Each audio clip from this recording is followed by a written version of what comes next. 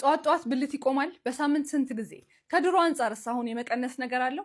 እነዚህ መሰረታዊ ጥያቄዎች ስለሆኑ ጧት ወንዶች ብልታችሁ በሳምንት ስንት ይቆማል የሚለውን መከታተል አለባችሁ። አንድ ወንድ ጧት ብልት ይቆማል ሲል ምን እንደሚነግረን ልንገራችሁ። አንደኛ ጥሩ ደም ዝውውር አለው፣ ጤነኛ ደም ትቦ አለው፣ ነርቮቹ እየሰሩ ነው፣ ሆርሞኖቹ ጤነኛ ናቸው፣ በቂ እንቅልፍ እያገኘ ነው፣ ዱካክ የለበትም፣ ጭንቀት የለበትም። ብዙ ነገር ነው የሚነግረን። ተረዳችሁኛ? ጧት ይቆማል ወይስ እንደ ድሮ አይደለም የሚለውን ተከታተሉ። ፕላስ እስከ ሌሊት 9 ሰዓት 10 ሰዓት ቲክቶክ ላይ ስክሮል አድርጋችሁ ጧት ብልት አልቆም የሚለው ነገር ሊያሳስብ አይገባም። በቂ እንቅልፍ ሲገኝ ሬም የምንለው ስሊፕ ውስጥ ስንገባ ነው ብልት የሚቆመው። በሌሊት ውስጥ ቢያንስ ከ3 እስከ 5 ጊዜ ሊቆም ይችላል። አንድ ወንድ ግን መጥቶ ከበፊት አንጻር አሁን ብልቴ እየቆም አይደለም፣ በግንኙነት ሰዓት ራሱ እየተዘጋጀልኝ አይደለም ሲል ደም ትቦ ላይ ችግር ተፈጥሯል ወይ፣ ሆርሞንህ ላይ የመጣ ችግር አለ፣ ህይወትህ ላይ ጭንቀት፣ ዱካክ፣ ሀዘን ምን የመጣ ነገር አለ ብለን በጣም ሰፊ ነገር ነው ኢቫሉዌት የምናደርገው። ስለዚህ ወንዶች ጧት ብልት መቆምና ለመቆሙን እየተከታተላችሁ ለማለት ያህል ነው። ለህክምናም ስትመጡ ለእኛ በጣም ብዙ የሚነግረን ነገር ስላለ በሴጋ ብልታችሁን እንዳትገሉት ስል ምን ማለት ፈልጌ እንደሆነ ላስረዳችሁ። በግል ወሲብ ሰዓት በጣም ኃይል የምትጠቀሙ ከሆነ በጣም በፍጥነት ምንም ማለስለሻ ሳትጠቀሙ ከሆነ ምንም ይፈጠር ይመስላችኋል? ነርቫችሁን እያደነዘዛችሁ ትመጣላችሁ። ኢማጅን በየቀኑ ትላልቅ ልብስ የሚያጥብ ሰው እና ልብስ አጥቦ ማያቅ ሰው ሴንሲቲቪቲው ይለያያላ።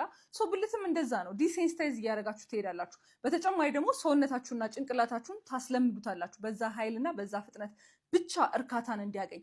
ከሴት ጋር ስትሆኑ ተመሳሳይ ስቲሙሌሽን ስለማታገኙ ያንን እርካታ ላይ መድረስ ይከብዳቸዋል ማለት ነው። እየባሰ ሲሄድ ደግሞ ይሄ ነርቭ ጉዳቱ እየጨመረ ሲሄድ ብልት ራሱ ላይቆምላችሁ ይችላል። ከሴት ጋር ያንን ፍላጎት ራሱ እየቀነሰ የመሄድ ነገር አለው። ስለዚህ መፍትሄው ምንድን ነው? አንደኛ ከግል ወሲብ የሚቻለውን ያህል መራቅ፣ ግዴታ ከሆነ ደግሞ አንደኛ ማለስለሻ መጠቀም እና ከሴት ጋር ሊመሳሰል የሚችል ስቲሙሌሽን መጠቀም፣ ማለትም ኃይል አለማብዛት፣ ፍጥነት አለማብዛት። እንደዛ እያደረጋችሁ ሰውነታችሁን ሪኮንዲሽን ማድረግ። ሴት ልጅ ፔሪድ ላይ ከሆነች አታረግዝም ይባላል። ሚስኮንሴፕሽን። አሁን አንድ ሴት ልጅ ማለት ነው 3ኛ ቀን ላይ እንደዚህ የወር አበባ እየፈሰሳት ግንኙነት አደረገች ይባል። እንቁላል ለመዘጋጀት ይለያያል የሚፈጅብን ቀን። የአንዳንድ ሰው በ10 ቀን ሊዘጋጅ ይችላል። ልክ 4ኛ ቀን ፔሪድ ላይ ሆና ልክ የመጀመሪያ ቀናችን ላይ ነው እንቁላል ዝግጅት የሚጀመረው። ልክ የወር አበባ ሲፈስ እንቁላል ዝግጅታችን እየተመረጠ ነው። የአንዳንድ ሰው 14 ቀን ይፈጃል፣ የአንዳንድ ሰው 10 ቀን ከዛም ሊያንስ ይችላል።